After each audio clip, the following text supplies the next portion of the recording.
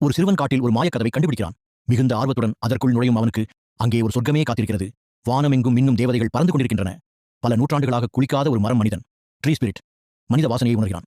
அவன் தரையில் அமர்ந்து புனித நீரை அருந்திவிட்டு தனது பையிலிருந்து ஒரு பொக்கிஷத்தை எடுத்து தன் மனைவியிடம் பெருமையாக காட்டுகிறான். அது அவன் நகரத்திலிருந்து கண்டெடுத்த ஒரு பபுள் மெஷின். அதன் விசித்திரமான தோற்றத்தை பார்த்த சிறுவன் புகைப்படம் எடுக்க முயல அந்த மரம் மனிதனோ பயந்து போய் ஒரு மர வீட்டை பார்க்கிறான். அடுத்த நொடியே ஆயிரக்கணக்கான ஆண்டுகள் உயிர் வாழும் ஒரு கிழட்டு சூனியக்காரி அங்கிருந்து வெளியே வருகிறாள். உண்மையில் அவள்தான் இந்த மாய உலகத்தின் தலைவி. இந்த 2 மரம் மனிதர்களும் அதன் காவலர்கள். நிலைமையின் தீவிரத்தை உணராத அந்த சிறுவன் அங்கிருந்த சிவப்பு நிற மாய கனிகளை பார்த்ததும் எச்சில் ஊற நிற்கிறான். அடுத்த வினாடியே கிழவியின் மந்திரத்தால் அவன் கால்கள் கட்டப்படுகின்றன. மரம் மனிதன் மறைத்து வைத்திருந்த பொம்மையும் தரையில் வீசப்படுகிறது. விளையாட்டின் மீதுள்ள ஆசையால் இந்த மரம் மனிதன் திருட்டுத்தனமாக பூலோகம் சென்றதால்தான் சிறுவன் தற்செயலாக இங்கே ஈர்க்கப்பட்டான் என்பது தெரிய வருகிறது. கோபமடைந்த கிழவி அந்த சிறுவனை ஒரு பன்றிக்குட்டியாக மாற்றுகிறாள். ஆனால் சிறுவன் பன்றியாக இருப்பதை அந்த மரம் மனிதனால் சகித்துக் கொள்ள முடியவில்லை. எனவே அவன் ரகசியமாக ஒரு மூலிகையை பயன்படுத்தி சிறுவனை மீண்டும் மனிதனாக மாற்றுகிறான். ஆனால் அவனது மந்திர சக்தி குறைவாக இருந்ததால் சிறுவனின் பன்றி மூக்கை மட்டும் மாற்ற முடியாமல் போகிறது. நீரில் தன் முகத்தை பார்த்த சிறுவன் பயந்து போய் கதறி அழுகிறான்.